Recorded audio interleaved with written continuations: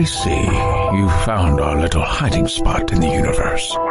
Don't get too comfortable. This is a place where you will find those with an experience that's out of this world, or possibly deep within your life. I welcome you to the Oracles with James Tyson. Lean forward and listen. We will pull you into a supernatural journey with guests from around the world, each one experiencing some of the most extraordinary phenomena this wee planet has to offer. Now, here are the Oracles with James Tyson. Why, thank you, Liam. And thank you, listener, for tuning in to today's episode of the Oracles with James Tyson. It's me, James. And today I want to introduce you to my friend, Dr. Rita Louise. She is the founder of the Institute of Applied Energetics and host of Just Energy Radio. Louise is a naturopathic physician and 20-year veteran of human potential field. Her unique gift as a medical intuitive and clairvoyant illuminates and enlivens her work. If you go over to Rita's website, soulhealer.com, you'll notice she does medical intuition evaluations. She's a medical intuitive counseling, psychic readings, clairvoyant readings, spiritual energy healing, and many additional services, including training. If you are ever interested in wanting to become, or if you think you have it in you to become a medical intuitive, if you are an intuitive to start with, she does that type of training. Rita is also the author of a number of books,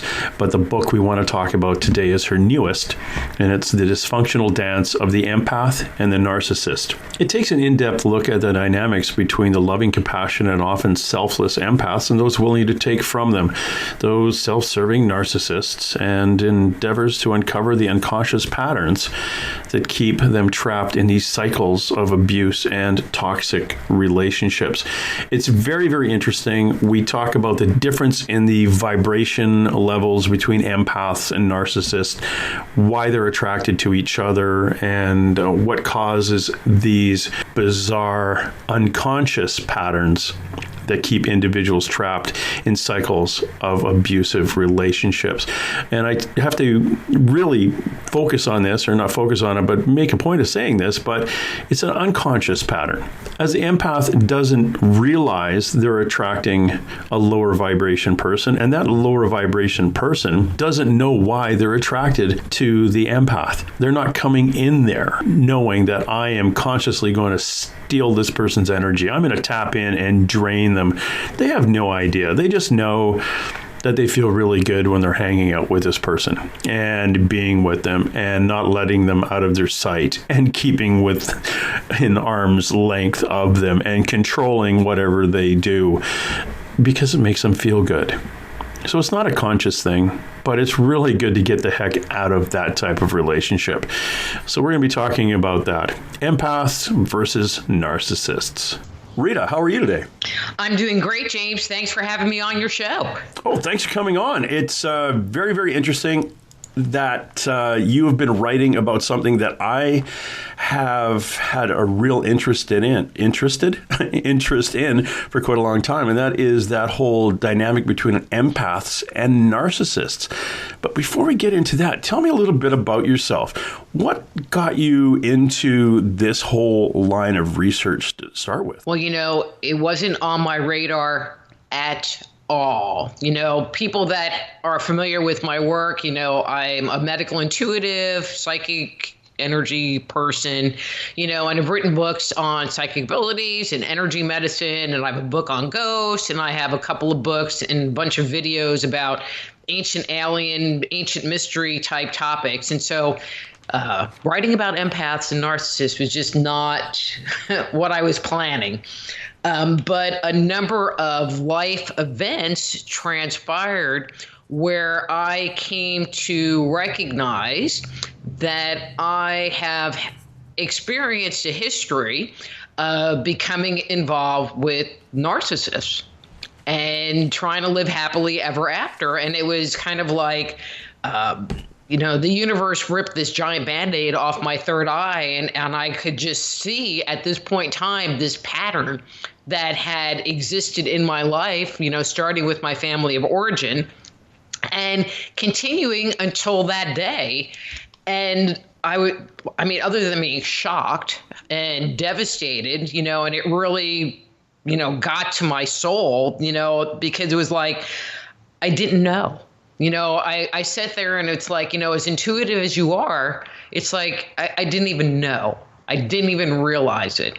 And so, I started working on my healing journey. And one of the things that I joke around, it's like, I just do whatever spirit tells me to do. Okay, spirit tells me to do stuff. I argue for a while, and then I ultimately just do it. And, so as I was starting on my healing journey, they basically told me I needed to write a book about it.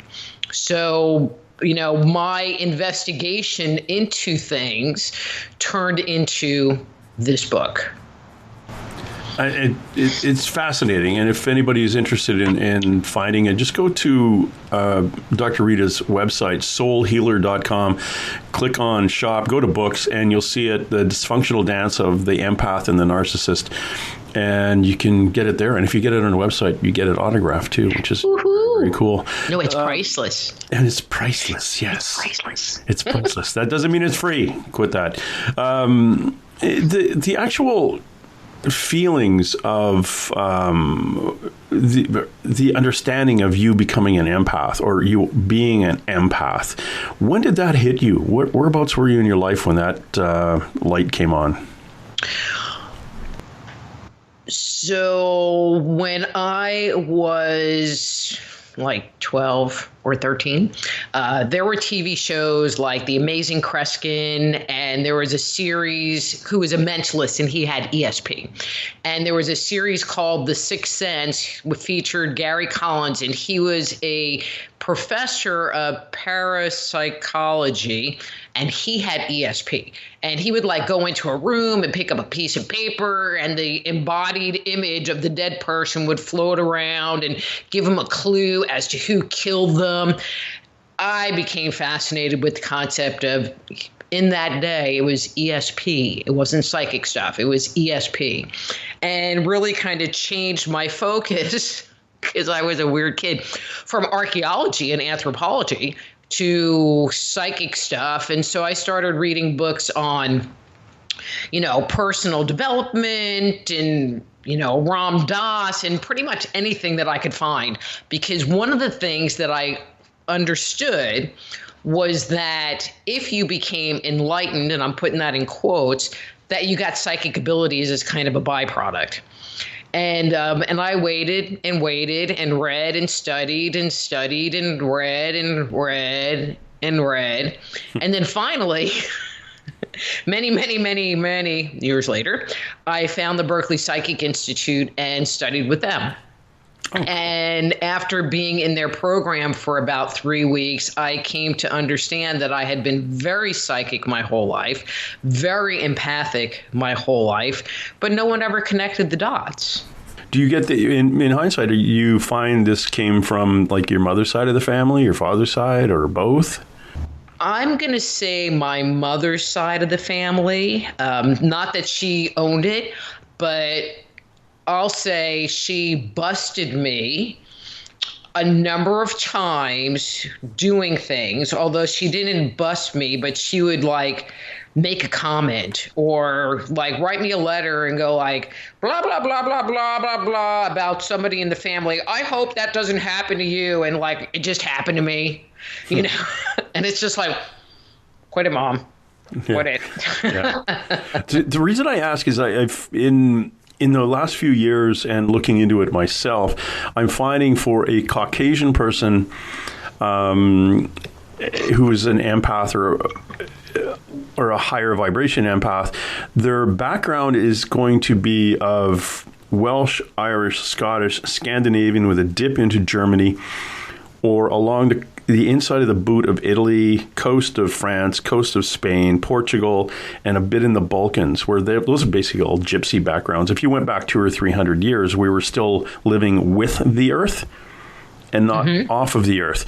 Now, if you threw American Indian in there, Indo-Indian, like real Indians from India, Aboriginal, any Aboriginal background, it just amplifies that. African, it'll amplify that because, again, going back only a few hundred years, you lived with the earth, where various elemental beings were still alive and kicking day-to-day life. And I also find, well, and this is a statistic that this is literally from about 2014, and I used to know where I got the statistic from, but 68% of empaths are women. So that's what I was kind of thinking, it makes sense. It kind of follows the woman side of your background, or your mother's side. But, I think that men are empathic, except they're empathic in a different way, and they're less likely to own it. Oh, okay. When you say a different way, what would be different? And I kind of put, empathic into the whole like psychic ability thing, but they might receive that information more on a knowingness level, where they just know it versus, or on a visual level. They tend to carry their energy higher up, where women bring it further down into their body. So they bring it more into their second and fourth chakra.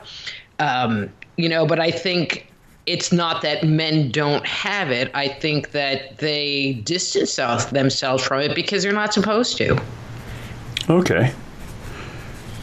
That's it. I'm just making notes here. And of course, forgetting how to spell chakra.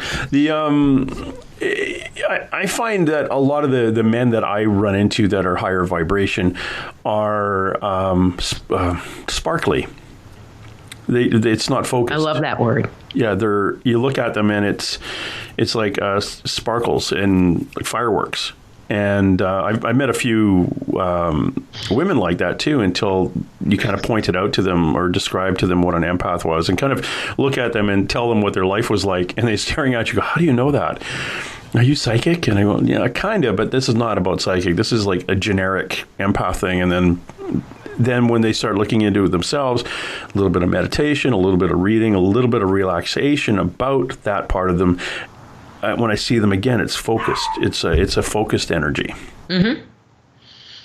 But, again, I mean, to me, one of the things, whether you're talking about psychic ability, whether you're talking about being an empath, whether you're talking about, I know a topic we're going to get into is abuse and dealing with, healing from, recovering from trauma, is about awareness. And so if there is an awareness about what's going on, I mean, I read all of these books. I mean, you don't know how many books I read waiting for something to happen, because that's how it was depicted on TV, that something would happen. You would see some ghost walk across a room, or I don't even know, the sky would open up and, like angels would come through with trumpets and be like, doo, doo, doo, doo, Rita, here's this information. But it isn't like that, and we're not trained to experience what's going on the inside. We're only taught to experience what's going on in the world around us. And so we're looking out there, but on the inside, our experience might be 100% different than somebody else's, And so I think once we start to acknowledge our inner world, the game changes. A lot changes, because we become more in touch with ourselves, more authentic to ourselves, more in tune with ourselves, more loving to ourselves. Yes. Yeah, I found that it's almost turning inside and looking more into our past and our being and who we are as people, as opposed to constantly pushing everything out and trying to affect other people. When we turn inside, our effect on other people is still there, but we're not running. It's almost like you're running an ego the other way. hey, look at me. Now, when you turn inside and really start thinking about who you are and where this energy, this vibration comes from, and why you think the way you think, and why you react the way you react, when you start focusing on that, it gets a lot brighter. Does that make sense? That it starts to really glow. And then the byproduct of that is a positive effect on others. Right. I mean, because I feel like it gives you a choice of how you're going to use your energy or how you're going to act or react to what's going on. When I was growing up, and I'm going to keep talking about this internal world thing. When I was growing up, I mean, my family was, I have one sister that we, always go, but our family puts the fun in dysfunctional. And when I went to Berkeley Psychic Institute, one of the things that they had was raging trans medium. Oh my God, was I one of them? Because I picked up all of the energy that was going on in the house. So if there was tension going on, if there was, my parents were fighting, which they didn't really do, but there was just a lot of tension. If we would have company, oh my God, because now my parents are like totally freaking uptight and like they want you on your best behavior, but they are just uptight. And there's me. Here, I'm just going to soak all this tension up, and now I'm overloaded and I am wound up tighter than a drum because I've just taken on all of their tension. And then what happens? I overreact to something really stupid because I now need to discharge this energy that I've just taken up. And so now, because I'm aware of what's going on, I can go, wow, there's a lot of tension going on here. Maybe I need to go outside, or as an adult, maybe I better leave. Maybe I need to take this in moderate doses, and change the situation. But I'm aware that I'm getting overloaded, or I'm taking on too much energy. Where before it was just like, it just was. Yeah. And there was no understanding of the cause and effect situation. When did that kind of the understanding come through, or was it many years later?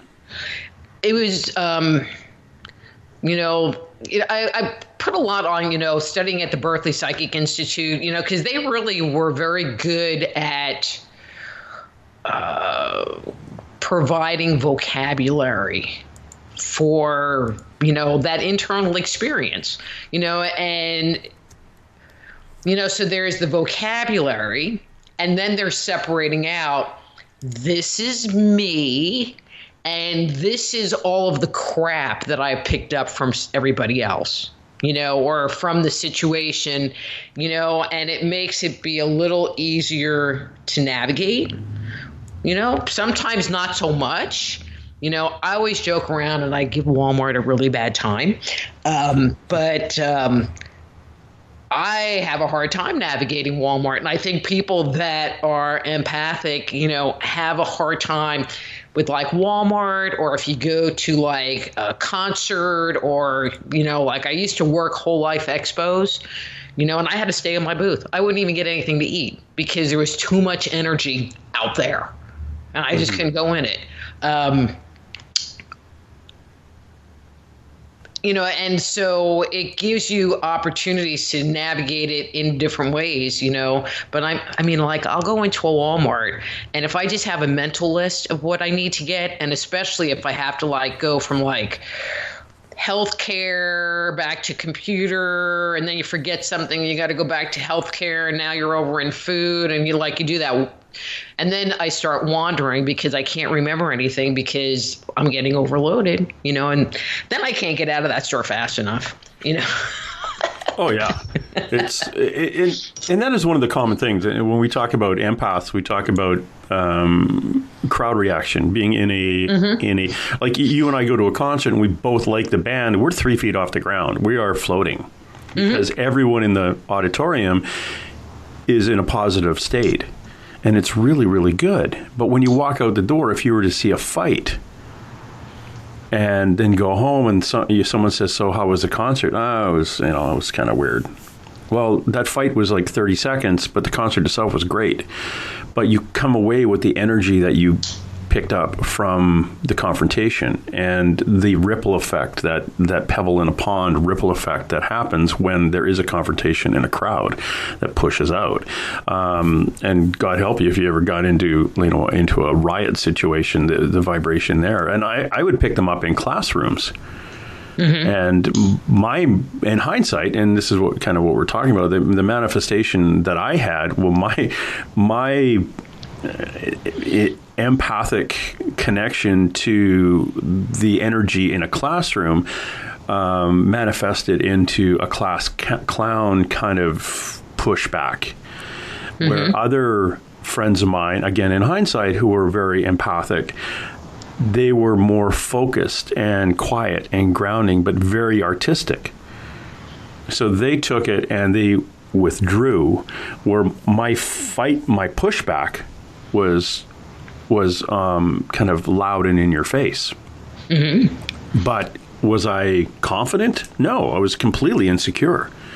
But because I didn't know what was going on, I didn't understand the feeling. But I could, as a policeman too. This was even before that. I could stand on the street corner and watch a crowd of people walking down the street, and one person may stick out completely different from everybody else on that street as they're flowing. It's like a creek, and there's a stick now sticking up out of the creek. And I would focus on that person because that person's energy is completely different from everyone else's. Well, that person ended up, was a drug dealer, or in some cases, the undercover policeman looking at the drug dealer on the other side of the street. I could pick them out by just looking at them, and I had no idea why I could see them and other people couldn't. They just didn't fit. Or you go to a nightclub and everyone was dancing, and there'd be a guy on the left and a guy on the right of the dance floor, and you'd look at them and think, okay, these guys are going to fight. And sure enough, 10, 15, 20 minutes, an hour later, they were in a scrap because their energy was completely different from the flow of everyone else in the club. And I could see that, and I could, going to crime scenes and things, or going to scraps, I could jump out of a car and run up and grab the bad guy without talking to anyone on who the bad guy was. And some of the guys I worked with said, how did you know it was him? I said, well, you couldn't tell? It was like, you see them completely differently. They stick out. And it's fascinating when I talk to somebody else, when I talk to somebody like you who's actually taken time and sat back and processed the reasoning behind this. It's actually, to me, like I say, it's a fascinating thing. And we're talking to Dr. Rita Louise. And please go to her website, Soul Healing. Soul Healer. .com, soulhealer.com. If you go to Soul Healing, she won't be there. I won't be there, but you might be able to get a really cool CD or something, because I think that's a band. Oh, cool! Yeah, it's the type of things that you've researched is right up my alley. It's fascinating to hear your take on all this stuff, and the whole narcissist thing too. It just drives me crazy. It's something I'm going to run by you, and I want to get into the neglect and abuse. But from traveling around, and last year was a incredible travel year for me. I was gone for about I think 6 months. I was off doing something in some part of the U.S. and talking to people. And one of the things that I came away with, which is very, very interesting, and we'll see if this kind of matches up. And this is my kind of theory thing based on the people I talk to, but you get a lot of very high vibration kids, and most of the ones I was talking to were, if not all of them, were women. But they, as pre-puberty and a couple of post-puberty, were sexually abused. And the way it was described to me, it was like you've got a very, very low vibration male. and sometimes female, very low vibration, attracted to the extreme high vibration of this other being. And they have no idea why they're attracted. They just feel really good when they're with this person or close to the person or even thinking of the person. They feel really good. And this is me thinking now that what these lower vibration people are doing is taking that feeling and reverting it to their base primal, the reason I feel this way, it must be sexual. When it's not, but that is how it manifests to them as being sexual.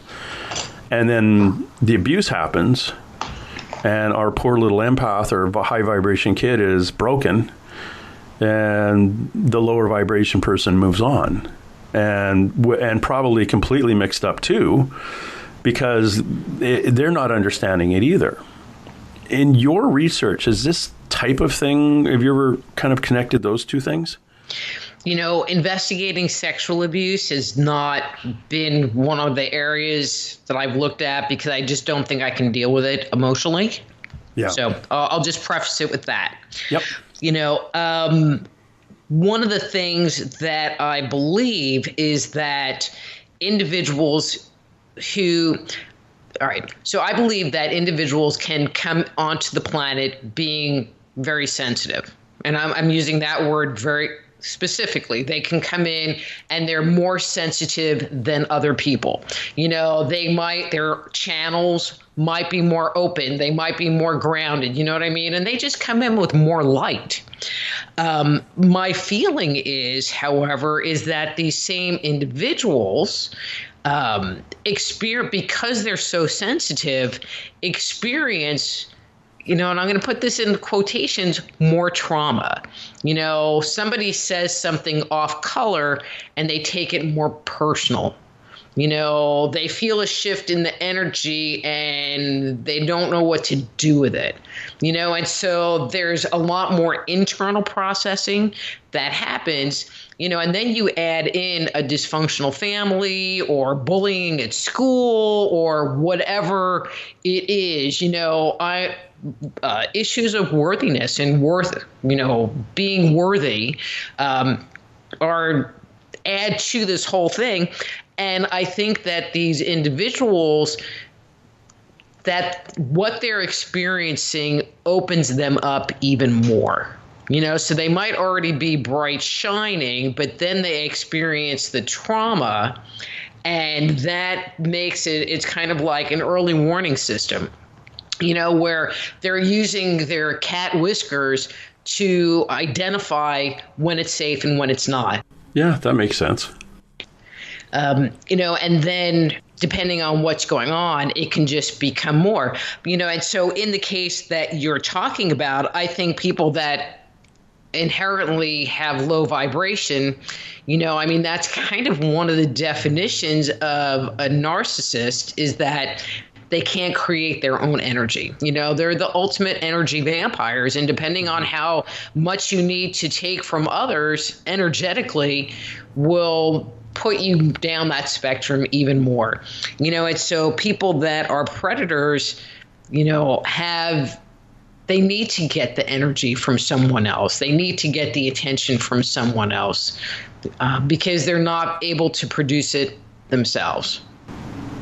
Yeah, agreed. I find that when I do run into people of a very low vibration, I can almost split them into two groups. They're either broken and almost just within themselves. And then there's the other ones that are more of an extroverted predator. And predator, I don't mean it by, well, actually I do, I guess. Yeah, you do. The base thing is predator, that they're constantly looking to connect and to sap other people's energy. And God bless them, they have no idea. It's not a conscious thing. It's completely subconscious. They look at somebody and go, man, I'm attracted to that person, or I need to hang out with that person, or I need to be there. I need to be around this person. They have no idea consciously that I need that because I need to go draw energy from them. They just know that they feel good. Mm-hmm. And they keep doing it until they completely drain the other person. And I found too in talking to people is that you will have a conversation with somebody about their relationship, and sure enough, she pushes the narcissist out of her relationship, and there's about a 90-day turnaround, and about 90 days, that 3-month turnaround where they phone back saying, so how you doing? Are you seeing anybody? I'd really like to get back with you, kind of thing. Well, what they're subconsciously, they're saying, hi, how you doing? I haven't found anybody with your vibration that I can drain as well as you. Do you mind if I come back for another feeding? And it's a literal 90-day turnaround. And well, actually, if you do energy work on the person and pull cords and help ground their space and help move the other person out of their space, it's 3 days, if that. Oh. I mean, because I do a lot of energy work on people that are going through this situation. They've just ended a relationship, they're really upset. And I will work on clearing that other person's energy out of their space, kind of first steps so that you can be you. The goal is for you to be you in your space. But if you're with a narcissist, they have basically moved into your energy space, And so, one of the first steps to me is to start packing the bags and moving them out, which includes removing cords. And in my experience, 3 days, if that. And it's a joke. And it's a joke because I tell them it's kind of like, okay, so I pulled all these cords and I did all this work. So within 3 days, you're going to get the call, email, text, smiley face on Facebook, whatever it is. And they just look at me. I go, I'm telling you, it's a fact. I always get calls. Yeah. It was 20 minutes later. I mean, I swear to God. It's much rarer that there isn't some kind of reach out for contact. Again, text, email, phone call, something, that they try to re-engage and reconnect and record you. Now, when you say cut the cords, how do you do that? Okay, so I don't cut cords. There are a lot of people that cut cords and they, imagine, like there's these threads or whatever going from you to the other person. And then they physically or in their mind's eye will take a scissor and go snip, snip, snip.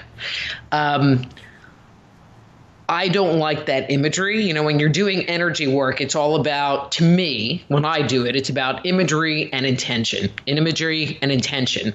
And to me, cutting is a painful act, because there's this thing that's going into me and now I just cut it, Plus, it leaves a piece of their funky, narcissistic energy in you. I'm much more of a let's pull it out by the roots because we have a better chance of getting rid of it and not leaving any, remnant of them in my space for them to reconnect to. And so when I'm working with cords, I literally will imagine that I can wrap them around my hand and I pull them out because there is a perceptive little boop, that you can feel that the end of this string has come out from the person's body. Okay. I find, because if you're cutting the cords, I mean, I'm experiencing the kind of harsh cut, but they're also experiencing it too, and I think that many narcissists are also very sensitive. One of the things I talk about in the book is they're only just sensitive to their own feelings, not anybody else's, which makes it be narcissistic. So they can do whatever they want to you, but if you do it to them, now their feelings are hurt. Yeah, and they can react in one of two ways, get all pouty or react violently. So... Yeah, and that's the hard part. You in your book, this and talking about breaking the cycle of the destructive and negative relationships, you talk about cycles of abuse, and then and as children get trapped into the cycle and more likely to be then abused as adults. Can you kind of amplify that a little bit? Mm-hmm. Yeah.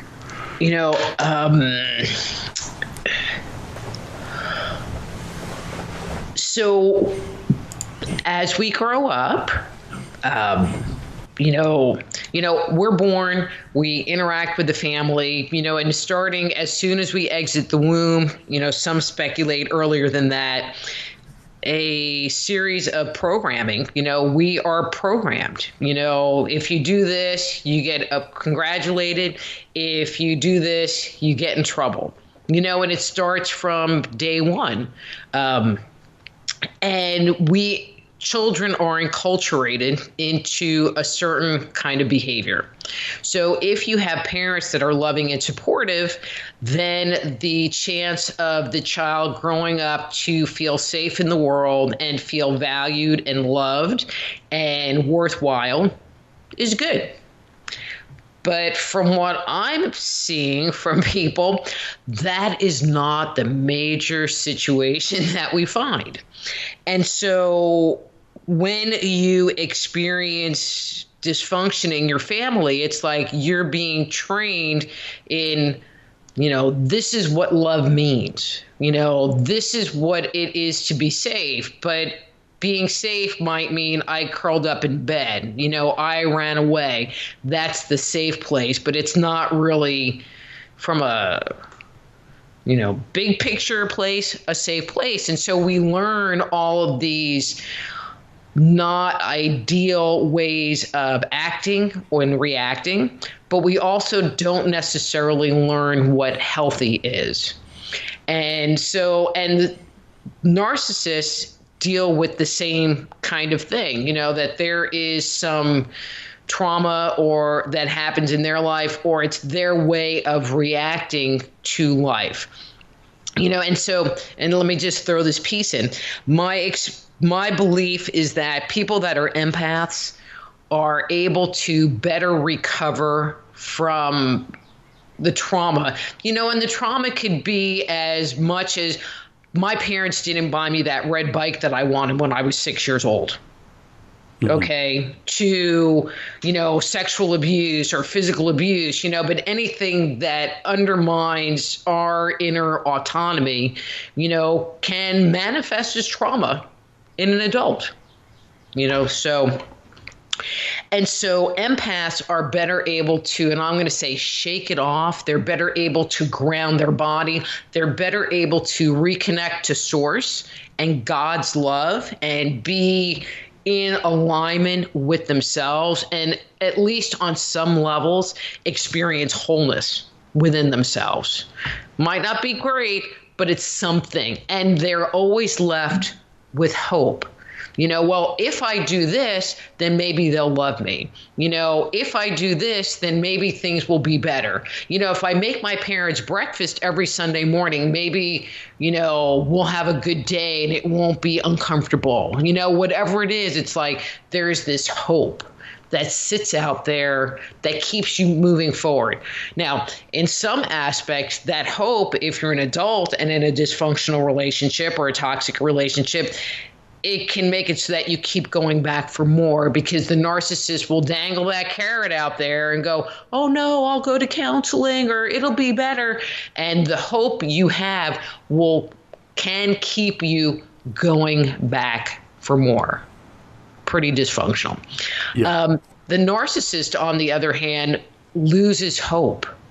They experience the trauma and they just stop growing, and they just take all of it and internalize what's going on. And so someone, if they're really narcissistic, it's like they don't want to look at their own stuff. They don't want to take responsibility. And God forbid they look inside, because there's not just look inside for what happened 10 minutes ago.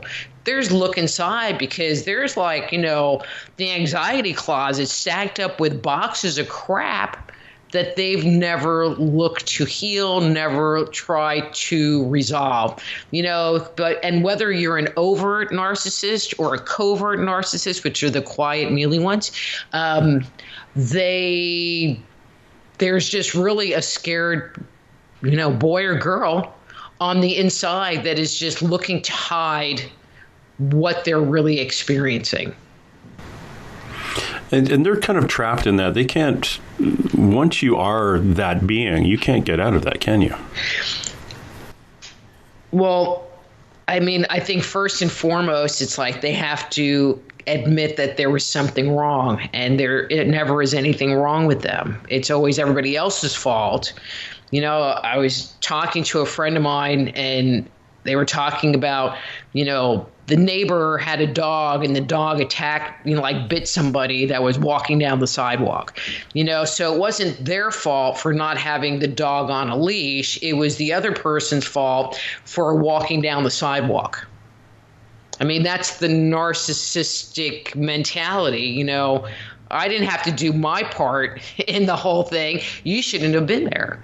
And so it's just this whole skewed viewpoint of the world. Yeah, it is an odd way when you speak to them. And going back to falling back into my old job as a policeman and talking to. And it doesn't mean the bad guys I talked to were all narcissists, because a bunch of the police I worked with were narcissists. When you're talking to them, it's almost like I'm talking to them, and one eyebrow is raising, going, "What did you just say?" Or how? What is your understanding? And it's like they weren't connected. Mm-hmm. They had a different view on things from me, and we'd all, and again, in my area of expertise where I worked, most of us were empaths in my job. But unfortunately, we'd have these narcissistic, some of them supervisors would come in, and we'd all kind of just nod and look at them. And when they left, we'd look at each other and go, "What?" It was oil and water. They just didn't make any sense. Mm-hmm. And it was their energy that would come into a room, and it would just, we'd all just leave, and felt tired after they left. But it's wondering if they could actually even change. Or once you're a narcissist, I don't know if you can meditate and focus. I mean, from what I understand, but I don't know if they can. I mean, from what I understand, with depending on how severe it is, they can, but it's not necessarily an easy road, because, it really is changing belief systems, and trying to teach them that how to step in someone else's shoes, or how to have concern and passion for somebody else, because the whole world is evaluated by how they filter information, and so if this is going on with you, it's like, well, it wouldn't bother me, so it shouldn't bother you. Yeah. And it's like, well, it does. Well, it doesn't matter, because it doesn't bother me, so it shouldn't bother you. So get over it. It's like, okay. When you're out, like we as empaths are out there doing our stuff, you find that we're not all perfect, obviously, but the ones that are less than perfect really seem to run or controlled by ego more than just the empathic heart. And sometimes they come across as narcissistic. You find that? I guess so are you saying people that are empathic? Some higher vibration people who are out there, they're still ego focused, and they really come across as being narcissistic. Well, I'm going to make a kind of blunt comment about that. Excellent. The question, I'm good at that. The question would be, are they really a spiritual person? Okay, yeah. You know what I mean? Because I can talk spiritual, and I can talk spiritual, but if you're not acting spiritual, are you really a spiritual person? Yeah. And it comes down, and that's one of the things about narcissists. It's like their actions never match their words. Never. So if they're saying, oh, look at me, I'm spiritual. Look, I have all of these followers, and then they sit there and like run out, from paying at a dinner or don't leave a tip. It's like, well, how freaking spiritual is that? Yeah. Or even just being nice to another person. Mm-hmm. I mean, there are some people in I'll say the metaphysical community that are not nice at all. And it's kind of like, I thought you're like spiritual. How can you be spiritual and not be nice? I mean, there's boundaries. I get boundaries, but then there's just basic kindness. Yeah. Yeah. And I see them a lot more at the bigger conferences, a lot of the UFO conferences. Well, let's just not get into those UFO people. Yeah. A very, very, very interesting group sometimes where you'd be talking to somebody and they just walk away from you and you're thinking, okay, that's interesting. But I guess they're here to sell books. And that's what they do. We are talking to Dr. Rita Louise about her new book, The Dysfunctional Dance of the Empath and the Narcissist. You can find that on her website, soulhealer.com, as well as anywhere books are sold. But you're not going to get it autographed unless you go to the website, soulhealer.com, and click on the whole PayPal thing, and off you go. One of the things you cover in your book are the patterns, the unconscious patterns that keep the individuals trapped in these cycles of abusive, narcissistic relationships. What are some of these unconscious patterns that you find that they're trapped in?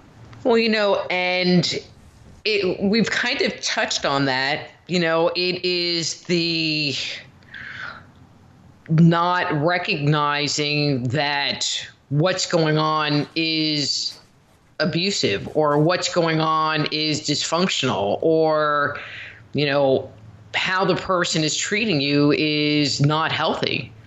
Sometimes, especially people that are empaths. Okay, so you have an empath, but they're a healthy empath, and they have good boundaries, and they have a good sense of self and good sense of self-esteem, which you really have to work to get to that place, okay? For most people. I don't really know any that have gotten there without being on some kind of a spiritual quest and spiritual journey to just be. They just are. And they allow people to have their karma, and they are able to choose, do I want to help this person, or do I want to invest all of my energy into healing or fixing them? So for an empath, that's a little rare for that to just come about naturally. Most of them have some kind of wounding, and they will meet up with someone, and a lot of times there's a lot of self-worth issues.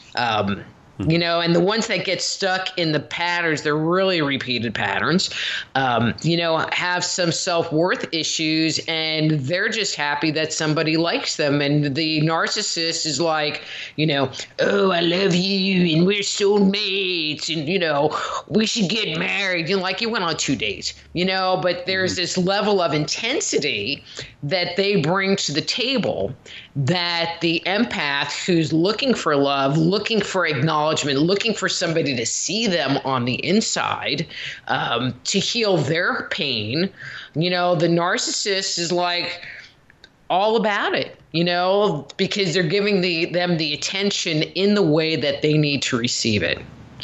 Little does the empath know that everything they're saying is just a bunch of crap.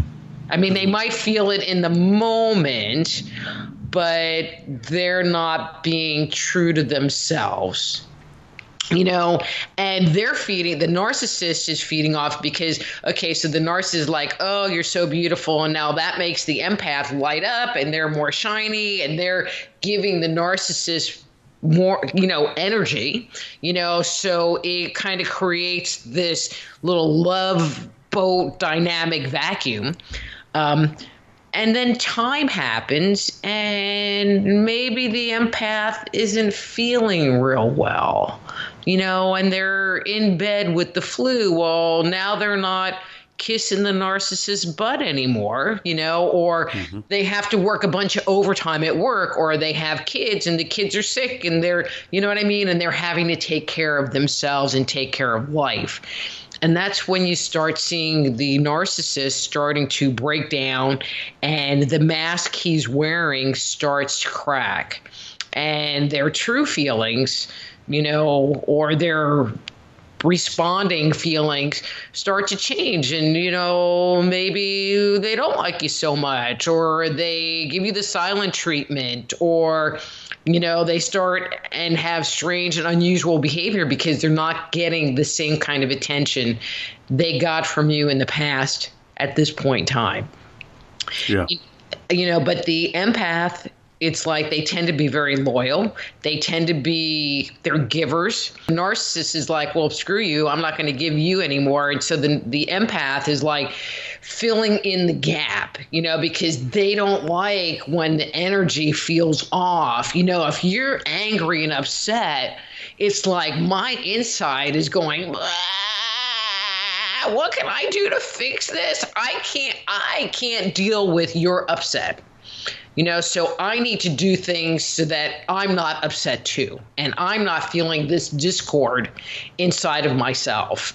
So then they go and they try to take care of whatever the narcissist needs. And, and so they just find themselves getting sucked in deeper and deeper and deeper, until they get to the point where they can't do it anymore. That might be 6 months, it might be 2 years, it might be 5 years. But I have met a bunch of people where it's 25 and 30 years before they can sit there and say, I can't do this anymore. Oh, yeah. And a lot of times this has to be pointed out by somebody from the outside. Mm-hmm. Like, because again, it's a cycle. They get caught in this, and bless them, their mother or their father may have been in the same cycle. Mm-hmm. So they just think this is what a relationship is based on what they saw growing up and all the challenges they had in their life growing up. And now this is the person I'm with. Therefore, this is how it's supposed to be. But it's not. But I think the biggest takeaway that I would like to offer to empaths is, it takes two to tango. And you got into the relationship for some reason. And you didn't leave the relationship for some reason, and you can't give it all to them.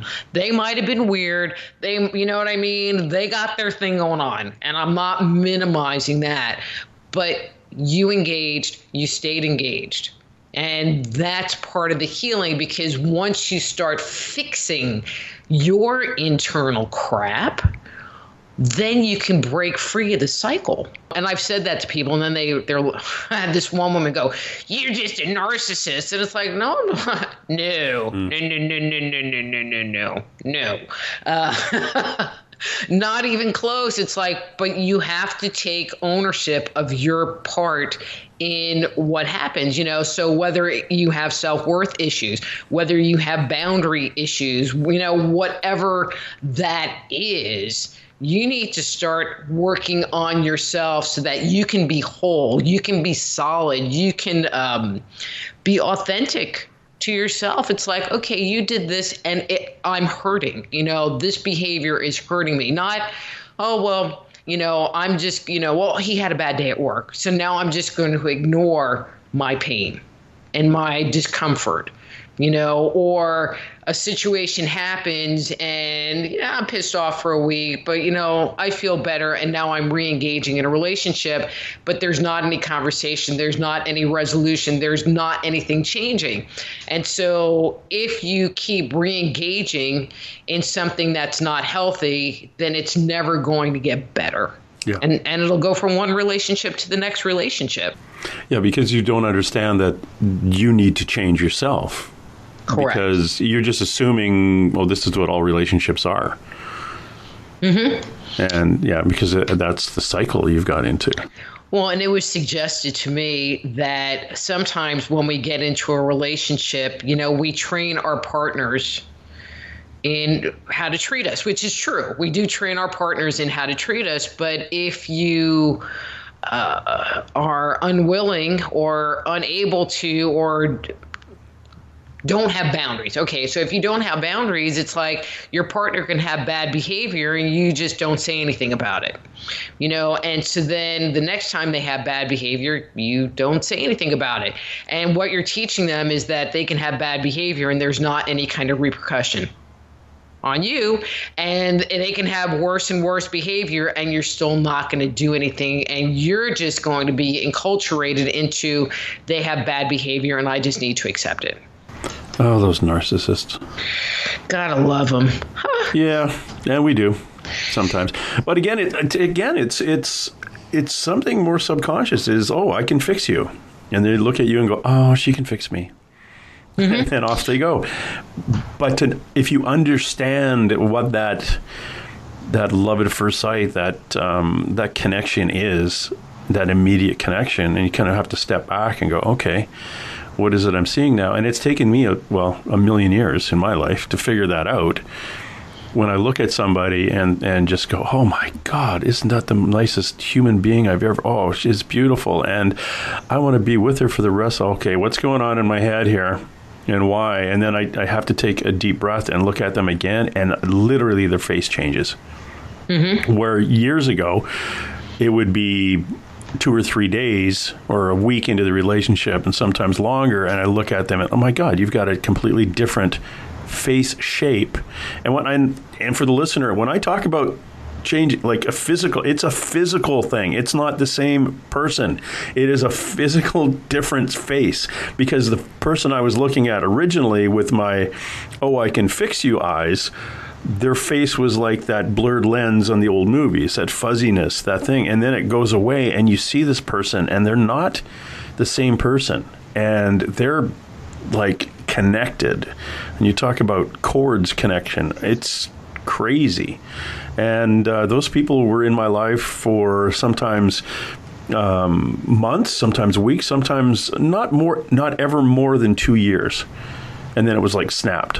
And off I went on a different angle, but it was the weirdest thing. Again, in hindsight, and this is my experience in narcissist versus empath is only based on hindsight and those conversations I've had with other people who've had similar events, similar contact and similar relationships growing up.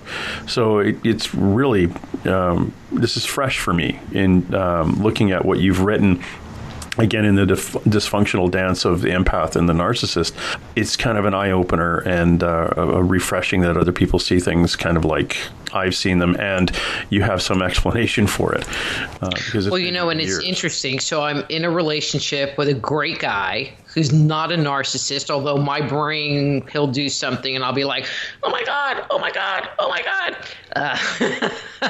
But he's not. Because your spidey senses are always looking for them. That's why. Yeah, well, at this point, yeah. But he's a self-admitted people pleaser, so there'll be something going on with me because, he'll do something and now I'm running around going, oh my God. And then he'll be like trying to fix me. He's like, well, I'm trying to understand. And he keeps going, well, but you don't, I'm a fixer. I fix things. It's like, but I don't want you to fix me.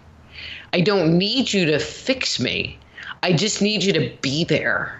And so he's learning, we're both learning how to not, because he doesn't need me to fix him either. He's very self-contained.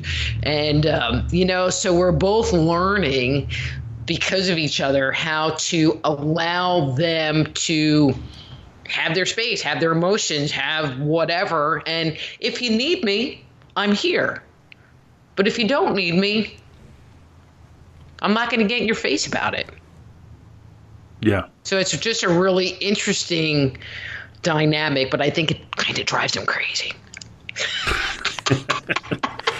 He's still there. But I'll tell you what, in a good way, but I'll tell you what, it's like, if you're an empath, and you do work on yourself, or honor yourself, it's like, there's the possibility that you can meet someone else that's an empath And that kind of relationship is freaking awesome, where you got each other's back and you're supporting each other's dreams, and you're not doing 80% of the work and they're doing 10 because they're too busy playing text twists all day long.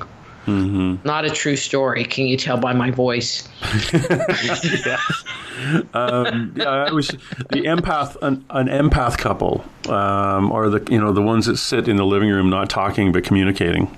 Mm-hmm. Like they're like the old couple on, was it Up? The little cartoon, that guy, mm-hmm. just sitting there living their life and not communicating at all. And because there are more, in my experience, more female, and plus that weird statistic that floats out there that 68% of empaths are women, that you're always going to have the quote unquote fixer-upper partner. So you try to get one close to you. And here's a number of things that I've come up with in the last little while in regards to empaths, and I want to run them by you and get your opinion on them, because this is very nice to talk to somebody who knows about that. Okay. Is that I find that, and this is going, again, Royal Canadian Mounted Police, or RCMP, and Canadian military, those people who suffer from post-traumatic stress go to an operational injury clinic put on by the government, and it treats people with PTSD. And what I found in talking to those people is that I haven't found anybody with post-traumatic stress syndrome that isn't an empath. That makes sense to me. And 90% of those people, if not more, it's not what you saw during your whatever it was that created the post-traumatic stress.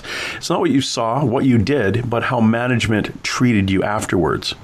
So it was like, I work really hard and try to make everybody, I want to show them that I'm doing a good job, and look what I did. And the manager goes, no, you're an idiot. Stop that. Or, you know what? I need some time off because I was pretty affected by that accident or that event.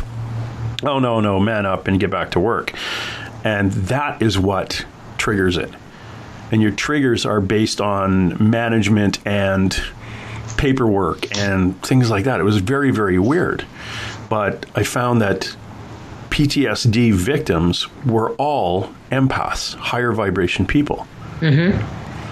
And the other one was I had a looking, and this is kind of going back into my line of work, is I used to run a robbery unit and then a prolific offender unit, where you're dealing with people who, like, bank robbery nowadays is a symptom of a medical condition called drug addiction. And you would catch the bank robber, and I had a very non-empath young guy working for me who was yelling and screaming at the fellow who robbed the local store with a serrated knife. And I was watching, like, these interviews are recorded video, and I was in the room looking at the monitor, watching him yell and scream at the heroin addict who robbed the store, who just sat there all kind of arms crossed, legs crossed, not looking at the ground kind of thing, just staring. And I came in and said, okay, I called the guy out and I said, look, I'll go talk to him. And I walked in and I sat down beside the guy and I said, hi, my name's James. I'll be your policeman today. How long have you been using heroin? Within 10 or 15 minutes, he was in tears. In 20 minutes, he was writing an apology letter to a bank teller of a bank he robbed. He had not admitted to robbing the bank yet. He just started writing the letter. What happened was looking at the video, you could see an energy change in him when I sat beside him. He was at such a low vibration point in his life. As soon as I came in, it brought him up, and all he wanted to do was tell me everything about his life. And then he admitted to like 6 bank robberies and 3 or 4 stores. So when I wrote the court document, it was all based on recovery. And he didn't do any time in jail that day. I let him out. I called his brother, who he hadn't seen in 9 years, because he was afraid to talk to him, his younger brother, who was a longshoreman. I said, hey, look, I caught your older brother here for all these crimes. I don't want to hold him in jail. Do you mind coming and picking him up until he goes to jail? He goes, oh, no, that would be great. And so when he got to court, his lawyer and the Crown prosecutor looked at it and said, oh, this is all recovery based. And I said, yeah, we don't have to These are all the things he's admitted to, but you don't really have to charge him if you don't want to. It's no good for him to go to jail for years. He just needs to get his shit together. And hindsight again is that lower vibration person at the time was actually an empath. He was a higher vibration person. Now, if you look at my clients, my junkie clients, the reason they were on an opiate was physical, sexual, emotional abuse as a child.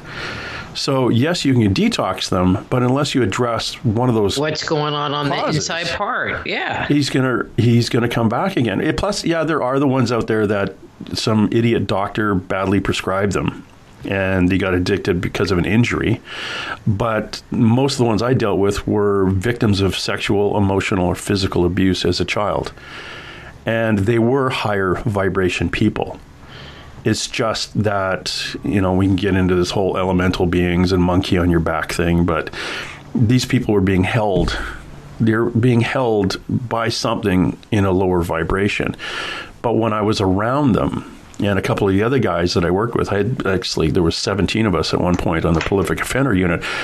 All of probably 15 were empaths. When you looked at them talking to one of the clients who was a drug addicted, you could see the client rise. Their energy got better. They got chatty. They were very protective over us, as we were very protective over them. And it was in trying to get everybody, basically, it's a different process up in Canada here than it is obviously with you guys, because it's not against the law to be a junkie in Canada. It's just against the law to possess drugs or sell them. But you don't crap on the drug abuser because of all the problems they had growing up, and this is what led them to the addiction, because they didn't grow up one day and go, I'm going to be a junkie. That's not what you do. So we address that. But can I just make a comment on that? Yeah. I feel like in those situations, it's like you go in there and you're saying hello to their soul. You're saying hello to them, that person on the inside that they can't let out, that they are covering up or hiding or whatever, that is longing for connection, just longing for connection. Yeah. And that's that example I gave you where the fella called his brother. He was afraid to call his younger brother for 9 years because he didn't want to admit that he had a drug problem, and he felt bad. But when I called him, he gave me permission to call his brother. The brother was happy. And of course, my client didn't know his brother would be happy. He just thought he was, my younger brother's going to write me off because I'm just an old heroin addict. Well, no, it's still your brother. You just have to talk to him. So life goes on, and but to see it, again, this is me in hindsight, going back, because that was around 2010, and this whole thing didn't come to me until 2012, but like the quote-unquote awakening side of things. So looking back, it was amazing. So a lot of my, again, getting back to running this by you, is a lot of my what you perceive as lower vibration people were actually recessed as a result of drug abuse or something that got them into that. And but they might be using the drugs or the alcohol or whatever to cover over the memory and the feelings, because it's like, oh, that's what it is. Yeah. And they're using it as a coping mechanism versus doing what would be getting rid of it in a more healthy way. Yeah, and they got to the point, especially with an opiate, fentanyl and heroin, you use it to numb the pain and the memory, but eventually you only use it because you don't want to get dope sick anymore. You don't really get high anymore. You just, if I don't use it, I'm going to get sick. And it's a horrible, horrible sick. Dope sick is incredibly bad, but that's the cycle of the drug use they get into, and it's not like it doesn't deaden the pain for more than a few seconds or maybe a couple of minutes. not like it did when you first started. It was just, it keeps me from getting sick. And I don't ever want to be sick again, so I'm going to go to the bank and pass them a note, and they're going to give me some money, and I'm going to buy some drugs, and eventually I'll die. And it's sad. And on the surface, these individuals end up seeming very narcissistic because they are just really, quote unquote, out for themselves. But they're doing it because there's some underlying issue that is causing it. And it's like, well, they don't care about anybody else because, they're in like trauma, they're actively in a trauma-based situation. And so, they're not living, they're just reacting to everything that's going on. And that's the hard part. That's why a heroin addict will, take the gold teeth out of his grandmother's teeth when she's sleeping, because all they see is, I don't want to be sick, and you've got it, I need it. And they're very abusive. They can be very abusive to other family members just because they need the money. But it's not them. It's not who they really are. But when you actually pop the bubble that's around them and get into where they are inside, they blossom very quickly. And victims, all of them are horrible victims victims of horrible abuse. It's incredible. How did I get off on heroin addicts? I have no idea. Yeah, but we're there now.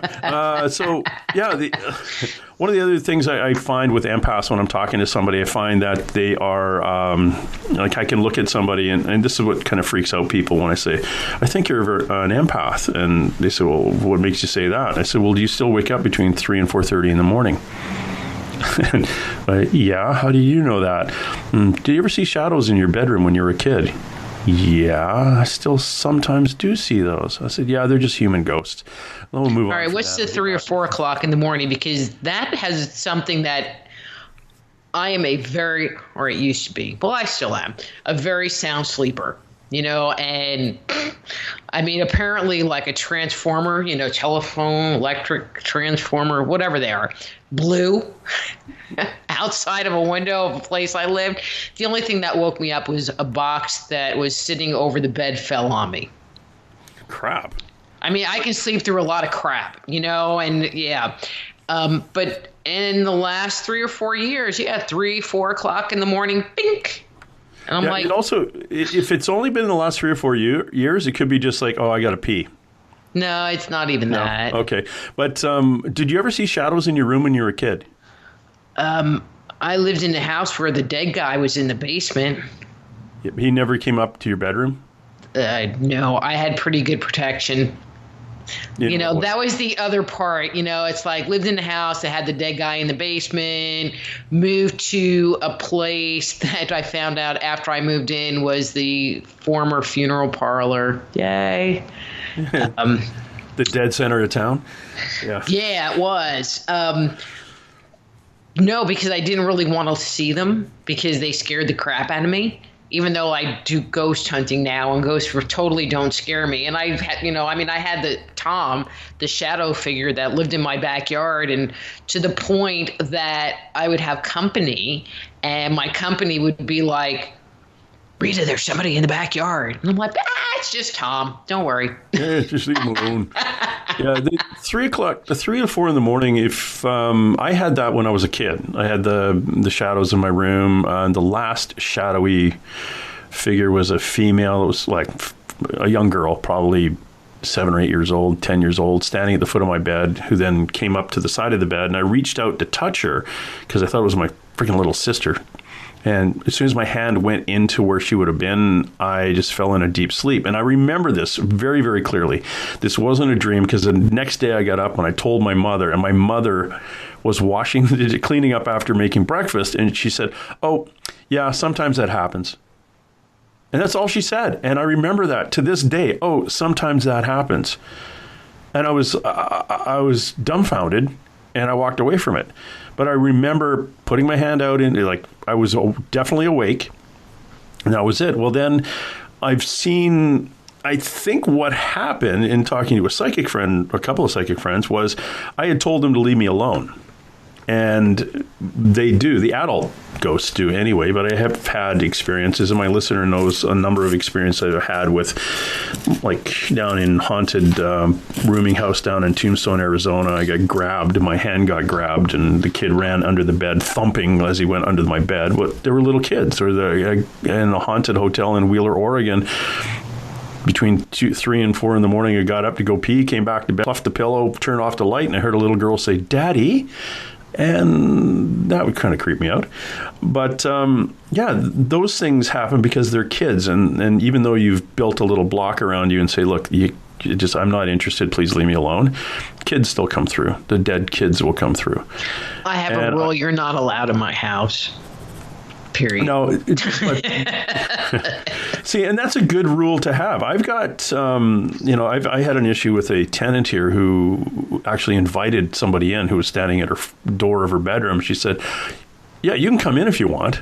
And the guy came in, and we had to get rid of him, which was a whole, I think, 2 episodes of my podcast, because he would grope her in her sleep, he would snore, he smelled bad. It was just a horrible ghost. And we had to push him out. But once she invited him in, he was hard to get rid of. Mm-hmm. Yeah, but if there's rules. There are rules. And when you say, leave me alone, and I find a lot of the empath, and getting back to empaths, this is one of the things I would say, like between 3 and 4 in the morning, 4:30, I guess it's been explained to me that the veil thins between 3 and 4:30, that space between us and them. So they're easier to contact. So we're walking around with this bright light coming out of the top of our head. Let's call it a bright light as an empath, showing all the other low vibration beings around that we're a higher vibration. Well, dead people are lower vibration. If you haven't crossed over, you're a low vibe, and you feel really good hanging out with somebody who's a higher vibration. So all day long, they're walking along with you, tapping you in the shoulder, saying, "Rita, hey, Rita, hey, Rita," and doesn't phase you at all. And then between 3 and 4:30 in the morning, it's like grabbing your shoulder going, "Rita, wake up." And you wake up and go, "Oh, okay, I got to pee." Or you roll over or whatever. No, very, very interesting. I'm going to have to get back to you on that one because of my history, I can get into some really funky, weird, negative thinking. You know, like I can go from like happy to over there just because somebody looks at me weird. Okay. Okay. And so usually when I get up, it's like I start having negative thinking, which really annoys me. So I put Forensic Files on my phone with a headset, and I put one earbud in because I don't know if you've ever watched that show. I would assume you have. You know, you can watch it, but not really watch it, you know, and you can just have the thing playing. You can keep track of everything that's going on. Yeah. You know, and I've literally like gone through that series like 6 times because I'll put it on at night because the guy is very soothing that's talking. Oh, isn't that voice? You know, and you don't really have to watch it, you know. So if you're awake enough to pay attention, that's if I can make it past the music sometimes. But I am going to check. To separate out because, again, it's that awareness thing. You know, I'm waking up and now my brain is going, "Rah!" If it's me or if I got some funky funk going on in my room. Never even thought to look. Never thought to look. Okay. Yeah, get back. That ought to be interesting. I'm going to have you back on anyway and talk about some of your other books and your ET stuff and some ghosts and dark angels and things. So, yeah, we'll get back to me on that. One of the other things I find with the higher vibration people, other than, you know, the classic we attract narcissists, the waking up thing, I find that they are in careers such as maids, butlers, bartenders, waiters, waitresses, chefs, artists, teachers, nurses. We gravitate to careers where we help other people do something. Mm-hmm. And one of my friends who's extremely high vibration, who sees freaking ghosts all the time, he's a contractor, and he says, "Well, it couldn't be me." And I'm looking at him going, "Yeah, it is. You're basically an artist. You build things for people to make them happy." And he says, "Well, yeah." I said, "I bet you can you look at a blueprint and actually see, when you look at a blueprint, you see it in 3D, don't you? you actually can picture the building already built in your head. He says, yeah. I said, yeah, that's not everybody who does that. Like, you see things that other people don't. It was funny. He was cutting some tile last summer, had his earplugs in and everything. He shut the tile cutter off, took his earplugs out, and he heard something behind him. He turned around. There's two men standing there, and he stared at him. And one leans over to the other man and says, "He can see us, can't he?" And they both turned around and disappeared. So he was going, "James, I just ran into two old guys at the construction site." Yeah, it's funny. Yeah, he's... we crossed some stuff out of his house, and his neighborhood. Every dead person in his neighborhood showed up at one time when we were remotely crossing people out of Kevin's house. He's a very cool guy, but he is one of those people. He said, "Well, no, I don't really help people." I said, "Yeah, you do. You do every day. You're listening to somebody, and you're making their dreams. You're building something for them." And that is the love and he's very compassionate, putting this work into helping other people. And he said, "Oh, okay, that makes sense now." But yeah, I haven't found, we're no good in a cubicle unless we're like working on the computer, building something for someone. But we'd rather be out face to face with people and I mean, when I had like a real day job, I did drafting, and it was on the board, so everything now is all computer drafting and everything. And when they changed over from actually like having a piece of paper and your pencils and you're out there with your T-square and triangles, man, I like that. And then they changed to computer stuff, and I was just so not interested in doing that. And that's when I changed careers, was because I joke now, it's like, I didn't want to sit in front of a computer 8 hours a day. It's like, oh yeah, you write a book. How many hours do you sit in front of your computer? Yeah. But you're building. You're building on the computer if you're doing drafting, but you were a pencil swiveler.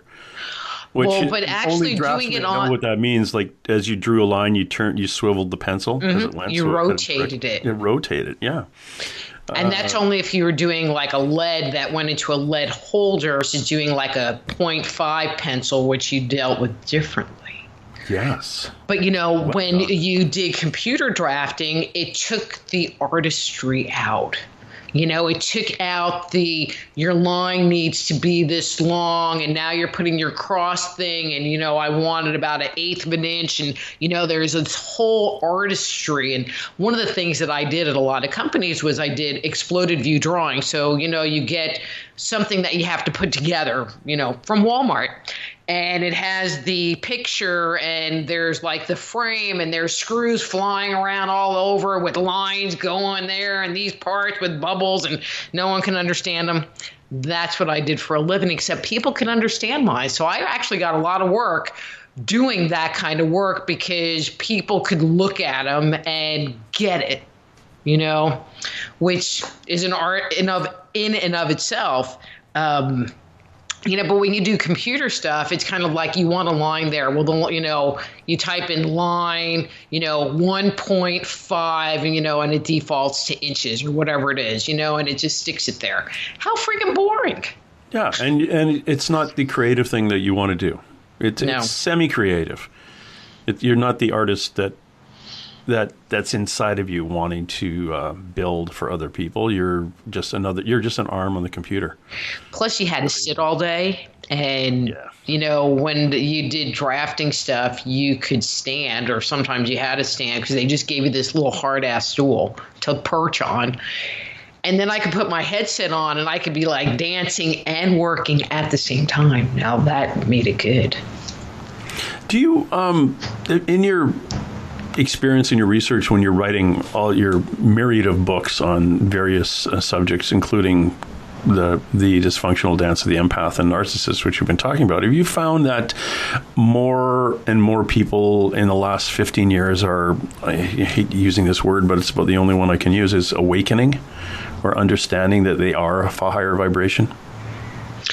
I don't know that they've quite got to the higher vibration part. I do believe firmly that there is and more awareness. I mean, it started like in the 60s with the whole, hippie movement, and the 80s was, self-growth, and, and that attracted a big chunk of people where, those individuals, were the teachers, and, now they're, not working. So it's taking it to the next generation. But then you have things like the ghost shows and the ancient aliens and shows that bring up topics that were at one point in time taboo. So I live in Texas, so we're already talking Bible Belt. And then I moved from Dallas to Far East Texas, which is like Podunkville, nowhere, really close to Shreveport, Louisiana. Podunkville. And I was like, okay, what do I say? Because I mean, I came out of the psychic closet a long time ago. I lived in Seattle. That was very open that way. Yeah, woo woo. So how do I couch it to not freak people out? And have them hate me because I just freaking moved here. And, so I would just say, well, I do alternative health counseling. Well, then people would ask me, it's like, well, have you ever done ghost hunting? Or, I'll make some comment about ghost hunting. It's like, really? Well, tell me about that. And there's an interest because it went from you're doing devil work to being more socially accepted. So now you can talk about it, and there can be dialogues, which takes it to a different level. Same thing with UFO. There's topics that have gotten exposure and took the evilness from it to making it be more common and more everyday.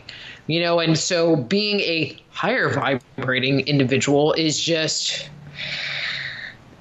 not part of that yet. Yeah. How's that? That'll cover a bit of it. There's books out that you have, Stepping Out of Eden, and then there's the Edie Chronicles, what myths and legends tell us about our human origins. Man-Made, the Chronicles of Our Extraterrestrial Gods, Dark Angels.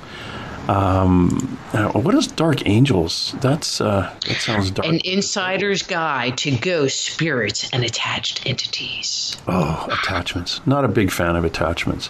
The cosmic 2x4. Avoiding the cosmic 2x4. Yeah. That sounds. That's the. Oh, well, if you keep doing this, you're just going to get the big whack up the side of the head. Yeah, I've been there. Actually, I had all my, I'm what's called a evidential medium, which is bizarre. Which is very new to me. But a year or so ago, everything got shut down. I couldn't look at somebody and see things anymore. And then I didn't realize that I was pointed out by a psychic. She says, "Oh, you're in a timeout, dude," because, I would do a reading for somebody, and then I would phone a psychic to ask them how I did.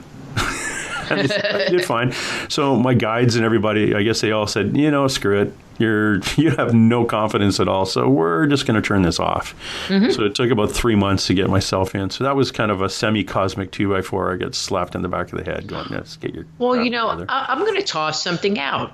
So I have seen spirit do that. They've done it to me multiple times, but I don't call it that they tune me out. What I have found, and I've seen this in other people, and I'm going to make the assumption this is what happened to you, is that they turn off your primary channel.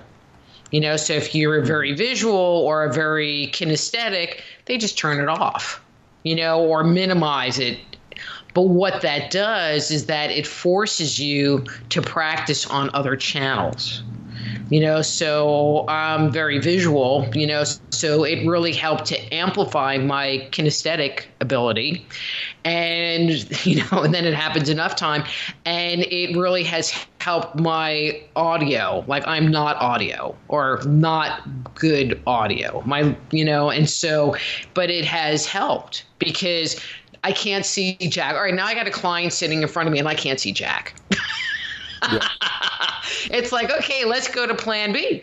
But you sit there and you trust that spirit isn't going to just dump you and will provide you the information, and they still turn out to be good sessions. Okay. Because I actually stopped the sessions for about 3 months because I wasn't getting the information the way I had previously been getting it. That's exactly what I'm talking about. Yeah, it makes sense because when I did start it again, I started seeing things differently. So it was like I was forced again, like you said, churning down one channel and making me pick up another channel. And then that changed again last year where I can stand in front of somebody and their mother or dead grandmother comes through on my right, on their left, and starts giving me hand signals for things. Or all of a sudden I get a download. And then in June of last year, I am not only getting the person standing beside them, but this really tall, big, huge protective being about a car length behind them would show up, giving me the stink eye. And it's like, okay, I haven't seen you before. I think because I could see angels on my left, to be their right, and I can see the relative on my right, their left.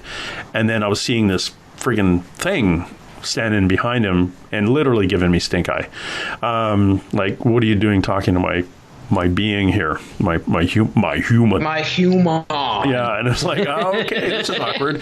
But yeah, that was really interesting. So that has kind of developed into this weird connection, and it's but it makes total sense what you said. It wasn't, I got a timeout in the process I was using before, right? The channel that I had tuned in, and then over time the other channels developed and everything was, and that which boosted my confidence up again. And then I wasn't having to check with a psychic to find out whether I was right or wrong. So I just want to make a little piece of commentary, that everybody that does this kind of work receives different kinds of information. They receive information in different ways, so like, I don't talk to dead people. I mean, they show up periodically, but as far as like, nah, I'd rather talk to you about your gallbladder. I'm really good at that, and I'm really good, and it freaks people out, and helping people to identify what the core belief is that's sitting underneath why they're getting sick in the first place, or why they're choosing to stay in a relationship. And it's kind of like, well, when you were 6 years old, some situation happened and it left you feeling like this. And then they start to cry and and we move on. And so, and I just am putting that out because, there are a lot of people that think, well, because you're a psychic, you automatically talk to dead people. And it's like, I mean, I guess if I wanted to develop that, I could, but I don't. That's not your path. Well, I don't want dead people in my house. And I know that they would show up. And it's just like, no, that's okay. I have two. I'm good with them. Yeah, you're chairman of the board of the International Association of Medical Intuitives. Yes, sir. Right? So you guys all get together and point out each other's gallbladders. No, so this isn't we call it woo woo, but it's not overly woo woo. It's not, no, it's overly woo woo. Yeah, but it's more mainstream. I was at the Soul Summit in Scottsdale, Arizona, last September. And medical intuitives were there, and it was the first time I actually sat down and could talk to them. And it was a different type of interaction with a medical intuitive than it is strictly with a psychic medium. It's almost as the person talking to them, I was afraid, okay, if I'm going to walk up to you and what if like the person looks at me and goes, oh, your lungs are full of cancer. Something is like, I don't want to talk to you. It's like being afraid to have an interaction with somebody that you perceive can see what's going on inside of your body. Mm-hmm. And I don't but even with medical intuitives, there's, like my personality is I'm a problem solver. And I am a naturopath, so I understand about working with herbs and supplements. And so when I go into a session,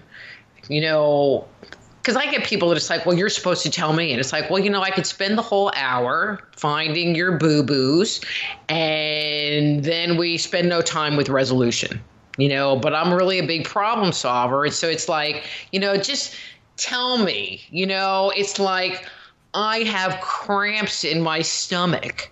I have diarrhea that's been going on for the last 3 weeks. I mean, you can tell me whatever it is, and it doesn't even have to be all that detailed. You just need to point, and kind of tell me, if you go to your medical doctor and you just walk in and go, well, you tell me, there's nothing going to happen, and that's really all I expect is for somebody to say, well, this is what's going on. And it's like, okay, I can go from there. I mean, unless they're really weird, then sometimes I need more information.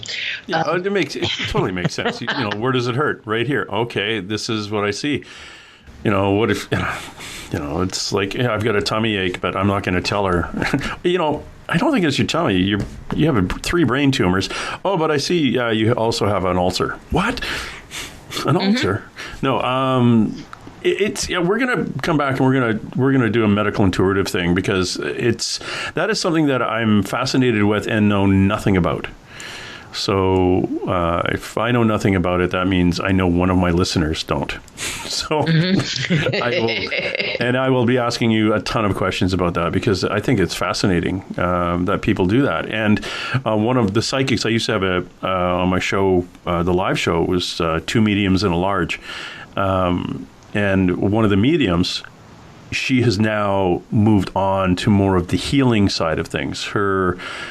That modality has pushed it into, no, I just don't talk to Uncle Fred who shows up.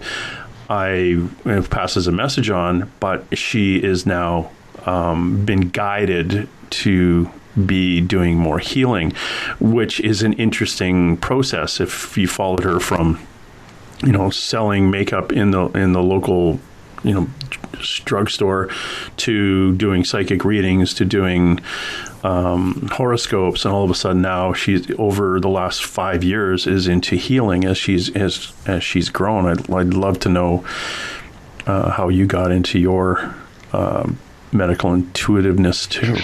It's fascinating. It was not something I planned. How's that? It's not something you've planned. It's something that was planned for you. I just wanted to be Rita the psychic chick, and I would just talk to you about relationship stuff because I think it's juicy and, kind of gossipy. And that was really what I wanted to do. I had no thought, and I didn't want to do the ghost thing. And I had no thought or inclination that I would follow this path. But here I am, and it's what comes through. It's what comes through. And it's where you're supposed to be at this time. Yep.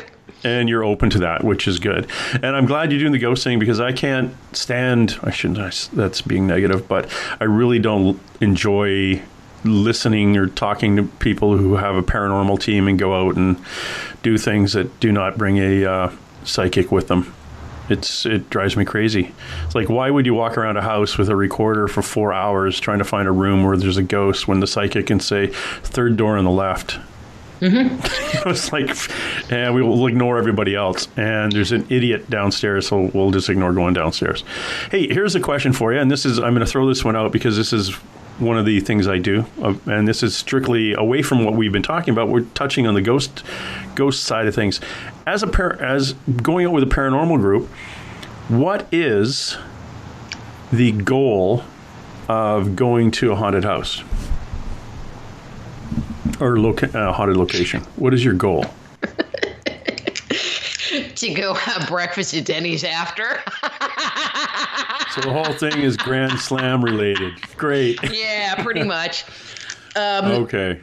I mean, I understand that people have issues going on in their homes, and going into, it's just a very interesting thing. I like doing psychic stuff, and when I was at the Berkeley Psychic Institute, they had what they call the house healing team, where a group of psychics would go into a home, do an evaluation, and then do a healing on the house. And I thought that was pretty cool and effective. The ghost time, and so that was why I agreed to participate doing the investigations, because Not that I was doing any of the energy work, but I just enjoyed doing the investigating, looking around part. To be honest, part of me doesn't, other than for their own edification, I don't really know what value anyone gets out of having a team come in other than confirmation that there's something going on, because there's not really any resolution. Yeah, that's what I find. I've been to locations. I was on a couple of teams connected to TAPS, the Atlantic Paranormal Association, or whatever it was. But their rules were silly. You'd go. Well, actually, I don't even know if it's their rules, but it was translated by the guy who was in charge of the paranormal group. We'd go to a location that a citizen would say, I think my house is haunted. And we go there and go, yeah, crap, this is haunted. And what we would do is we were told not to tell the client what we had yet. We get all this, back and forth conversations. We get photographs. We get everything that I don't think Ghost Adventures has even got yet. In 10 years, we would get in like one day photographs of ghosts and things, and full-on back and forth conversations. And what the guy would do is he would then set it up for another group to come in and get the same information, and then another group, and it would just draw this thing on. And we'd have groups coming into these people's houses getting the same stuff, and at the end of the day, we'd show them a bit of it and walk away. Well, are we going to cross over the being that's there, that came forward basically to say, hey, I'm stuck here? No, we don't do that. So, but my observation is that the amount of active hauntings, man, this is a whole 4-hour conversation. The amount of active hauntings versus the number of residual hauntings is astronomical. I've only been to a couple of places that had really active hauntings going on. A lot of residual energy, but not a whole lot that was all that juicy. Yeah, we've been to, there's a residential school, which is one of those ones where the government back years ago took the First Nations people to teach them how not to be Indians anymore. Very, very sad. And it's actually run by one of the local bands. We call them bands here, you'd call them tribes. And they have the front office area is their offices, but the back of the building itself is vacant to the most part. And it is crazy haunted in there. And I believe that. And it's crazy. And we weren't allowed, I shouldn't say we weren't allowed to. The paranormal group turned it into a frigging, destination haunting thing. So it was crazy. And I have a psychic medium in Maple Valley, Washington, who does remote viewing, and we cross them over. Mm-hmm. And it gets me so angry sometimes when these people, we go into this place, there's a kid upstairs who runs around and cries and all this. And we always go up there and we get all the information. We can hear him on the recordings and all this. Well, tell me that. And the next time you go, he's not going to be there because Skeeter's going to show up and cross him. And that's what we do. We just if someone calls me and says, hey, there's a ghost in my house, the first thing I said, if there is a ghost in your house, what would you like me to do with the ghost? Would you like to talk to the ghost and see why it's there? And maybe cross the person over if it wants over, or make some kind of an arrangement so you can share the residence, or you just want us to poke fun at it and leave? Because I won't do that. Yeah. Yeah, I do not. Because ghosts are people too. They just don't have bodies. And if they had mental health issues on this side and were a bit of an ass on this side, that's the way they're going to be on that side.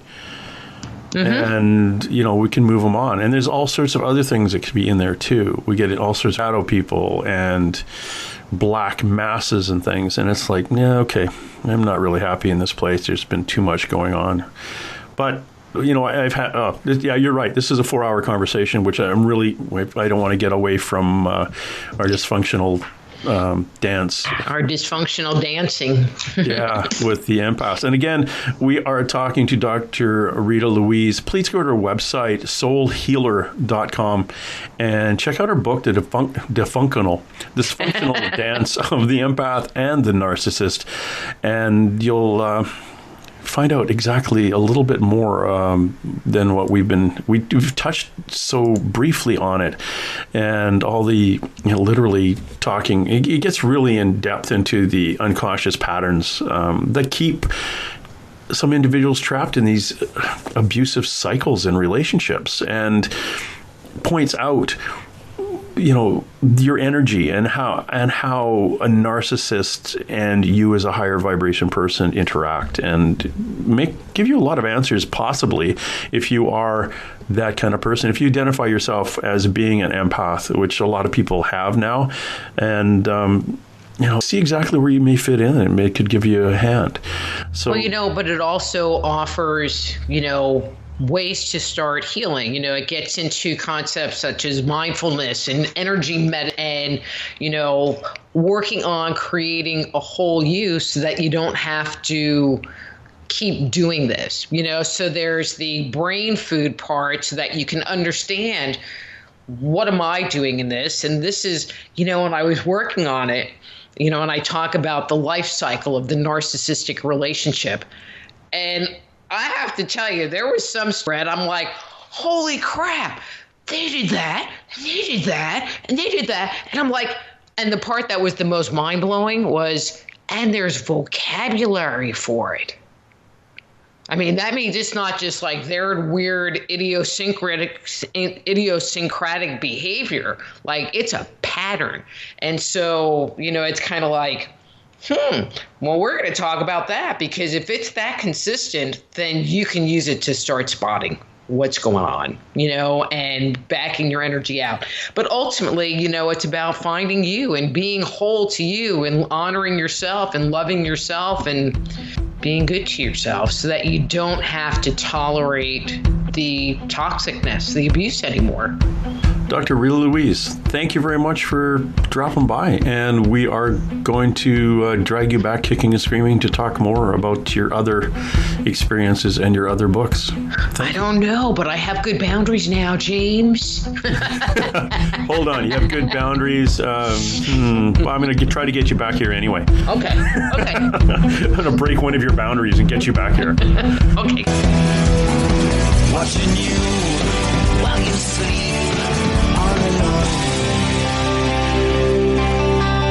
All right, that's it. Let's roll. And hey. Let's be careful out there. Far over the snow, what are those voices? They sing as they go. What are those voices?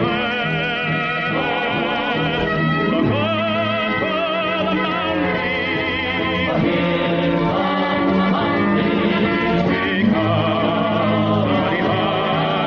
Somebody better hide on through the hill, like a pack of angry wolves on the trail.